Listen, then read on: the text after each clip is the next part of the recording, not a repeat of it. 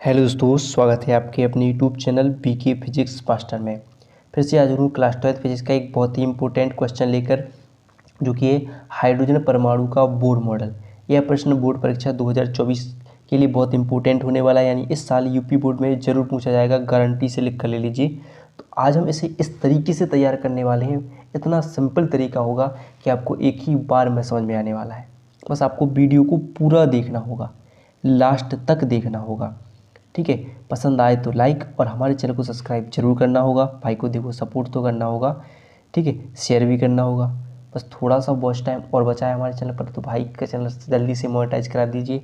और आपके लिए ऐसे ही हम मेहनत करते रहेंगे, जितना भी हम पर बनेगा आपके लिए इम्पोर्टेंट वीडियो लेकर आएंगे, जिससे आपकी यूपी बोर्ड 2024 की तैयारी बेहतर हो सके। बस भाई को थोड़ा सा सपोर्ट कर दीजिएगा। चलिए देखते हैं तो क्या है हाइड्रोजन परमाणु का बोर मॉडल। तो सबसे पहले आपने अगर एक वीडियो नहीं देखी हो, यानी इससे पहले मैं रदरफोर्ड का परमाणु मॉडल की वीडियो बना चुका हूँ, तो वीडियो जरूर देख लीजिएगा, ठीक है। देखिए इसमें की बात क्या है कि रदरफोर्ड के परमाणु मॉडल की कमियों को दूर करने के लिए नील्स बोर ने सन 1913 में मैक्स प्लांक के क्वांटम सिद्धांत का उपयोग किया।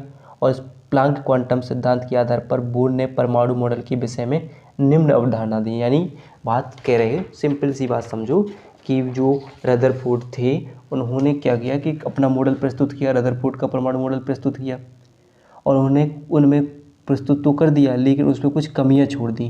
और उस कमियों को दूर करने का जिम्मा किसने ले लिया? बोर्स, जो नील्स बोर थे उन्होंने लिया कि भाई आपने तो कमियां छोड़ दी, और उसको मैं थोड़ा दूर करके देख लेता हूँ। तो फर्स्ट कमी तो इन्होंने क्या बताई? रदरफोर्ड ने बताया था कि जो इलेक्ट्रॉन होते हैं वो नाभिक के चारों ओर एक वृत्ताकार निश्चित कक्षाओं में घूमते रहते हैं। नाभिक उन्होंने बताया था, ठीक है, ये नाभिक हो गया, और इलेक्ट्रॉन इसके चारों ओर निश्चित कक्षाओं में घूमते रहते हैं। लेकिन उन्होंने ये बताया कि जो नाभिक घूमते तो हैं, लेकिन क्या होते हैं, जितने जो घूमते हैं तो इनमें ऊर्जा का ह्रास होता है। जैसे जो घूम रहे हैं तो इनमें ऊर्जा का ह्रास होता जाता है, जितने घूमते हैं उतना ही इनमें क्या होता है, ऊर्जा का ह्रास होता जाता है। और एक टाइम पर ये क्या करेंगे कि घूमते घूमते घूमते घूमते ये कैसे हो जाएंगे कि इतना ऊर्जा का ह्रास हो जाएगा कि इससे इलेक्ट्रॉन और नाभिक की दूरी घटती जाएगी, और एक टाइम पर ये इलेक्ट्रॉन नाभिक पर गिर जाएंगे। किसने बताया था? रदरफोर्ड ने।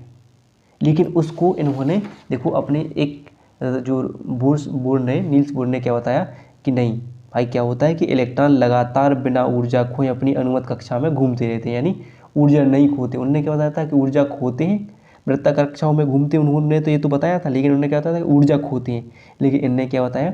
इलेक्ट्रॉन लगातार बिना ऊर्जा खोए अपनी अनुमत कक्षाओं में घूमते रहते हैं। वो अनुमत कक्षा, प्रत्येक कक्षा की ऊर्जा की मात्रा निश्चित होती है, इन्हें ऊर्जा स्तर कहते हैं। यानी ऊर्जा स्तर कितनी होती है? KLMN। ये सब देखते हो, ये नाभिक है और इसके चारों ओर ये वृत्ताकार कक्षाएं हैं, और इनकी ऊर्जा स्तर यानी KLMN एक निश्चित कक्षाओं में घूमते हैं, और यहाँ पर ऊर्जा का ह्रास नहीं होता। यानी देखिए कि इन कक्षाओं को KLMN अक्षरों को या संख्या 1 2 3 4 से, यानी संख्या क्या होती है? एन ही बोलते हैं, क्वांटम संख्या बोलते हैं। तो ये मुख्य क्वांटम संख्या होती है, इनको एन द्वारा दर्शाया जाता है, और यहाँ पर 1 2 3 4 संख्याओं द्वारा दर्शाते हैं, ठीक है। तो आप चाहो तो इन तीनों पॉइंटों को एक पॉइंट में लिख सकते हो, लेकिन मैंने थोड़ा समझाने के लिए अलग अलग पॉइंट में लिख दिया। तो पहला क्या लिखा मैं कि इलेक्ट्रॉन लगातार बिना ऊर्जा खोए अपनी अनुमत यानी निश्चित कक्षाओं में घूमते हैं, वो पहली उनकी कमी दूर कर दी। प्रत्येक कक्षा की ऊर्जा की मात्रा निश्चित होती है, जिसे हम ऊर्जा स्तर कहते हैं। ऊर्जा स्तर को क्या लग सकते हैं? KLMN अक्षरों या संख्या द्वारा 1 2 3 4 से प्रदर्शित कर सकते हैं। फिर सेकंड बताया कि इलेक्ट्रॉन केवल उन्हीं कक्षाओं में घूम सकते हैं जिनमें कोणीय संवेग MVR, यानी कोणीय संवेग को क्या है, MVR का मान h/2π का पूर्ण गुणज होता है। यानी इलेक्ट्रॉन केवल उन्हीं कक्षाओं में घूम सकता है कि जिनका कोणीय संवेग MVR, यानी तो कितना होना चाहिए? h/2π का पूर्ण गुणज होना चाहिए। यानी MVR बराबर NH/2π। यहाँ n क्या होगा? एक पूर्णांक होगा। क्या हो जाएगा?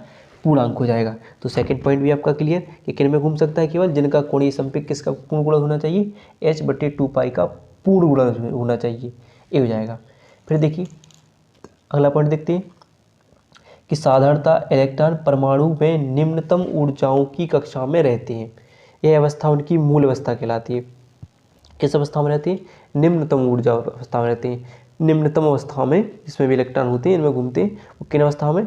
निम्नतम अवस्था में घूमते हैं जिनकी भी मूल अवस्था कहलाती है। ये हो जाएगा। जब इलेक्ट्रॉन अपनी कक्षा से उच्च ऊर्जा वाली कक्षा में जाता है, जब कोई इलेक्ट्रॉन हो और अपनी कोई कक्षा मान लो जैसे KL कोई भी कक्षा है, यानी KL चलते कैसे हैं, निम्नतम से बाहर से अंदर की अंदर से बाहर की ओर चलते हैं, जैसे KLMN में चलते हैं। तो बात भी वही कर रहे हैं कि इलेक्ट्रॉन परमाणु निम्नतम ऊर्जा की कक्षाओं में घूम रहते हैं, अवस्था में रहते हैं, इनकी मूल अवस्था कहलाती है। फिर उसी के आधार पर अंदर से बाहर की ओर आते हुए चलते हैं जी। वही बात बोल रहे हैं कि अगली पॉइंट में वही बात बोल रहे हैं कि जब इलेक्ट्रॉन अपनी कक्षा में उच्च ऊर्जा वाली कक्षा में जाता है तो ऊर्जा का अवशोषण होता है, यानी कि जब कोई इलेक्ट्रॉन उच्च ऊर्जा कौन सी होगी, जो बाहरी वाली ऊर्जा होगी, क्या होगी, उच्च ऊर्जा होगी, तो उसमें जाता है, तो जो कक्षा में जाता है तो वहाँ पर क्या होता है, ऊर्जा का अवशोषण होता है। तथा जब इलेक्ट्रॉन अपनी कक्षा से निम्न ऊर्जा की कक्षा में जाता है तो निम्न ऊर्जा की कक्षा उच्च में जाएगा तो ऊर्जा का अवशोषण होगा, और निम्न में जाएगा तो ऊर्जा का उत्सर्जन होगा। इतनी बात क्लियर है। अर्थात कह सकते हैं कि किसी परमाणु द्वारा ऊर्जा का अवशोषण या उत्सर्जन केवल तभी किया जाता है जब इलेक्ट्रॉन एक ऊर्जा स्तर से दूसरे ऊर्जा स्तर तक जाता है। कब किया जाता है, कि जब कोई जो इलेक्ट्रॉन होगा वो एक ऊर्जा स्तर से, जैसे मान लीजिए K से L, ऐसे यानी K से L में या L से K में जब एक दूसरे से बदले स्तरों को बदली तभी उसका अवशोषण या उत्सर्जन होता है।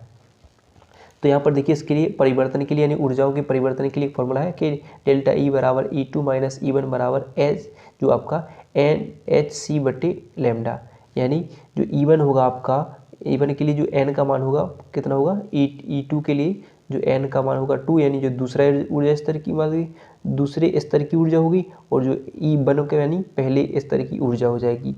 यानी बात करते हैं कि जो अगर मान लीजिए कि जो आपकी जो पहले ऊर्जा स्तर की बात, ऊर्जा कक्षा की त्रिज्या जितनी अधिक होगी ऊर्जा का मान भी उतना ही अधिक होगा। यानी जो पहला ऊर्जा स्तर है इसकी त्रिज्या जितनी अधिक होगी उसमें ऊर्जा का मान भी उतना ही अधिक हो जाएगा इसमें। ठीक है, इस पर क्लियर हो सकता है। तो ये हो जाएगा आपका नील्स बोर का परमाणु मॉडल हो जाएगा। तो अगर वीडियो पसंद आई हो तो वीडियो को लाइक और चैनल को सब्सक्राइब करना ना भूलिएगा।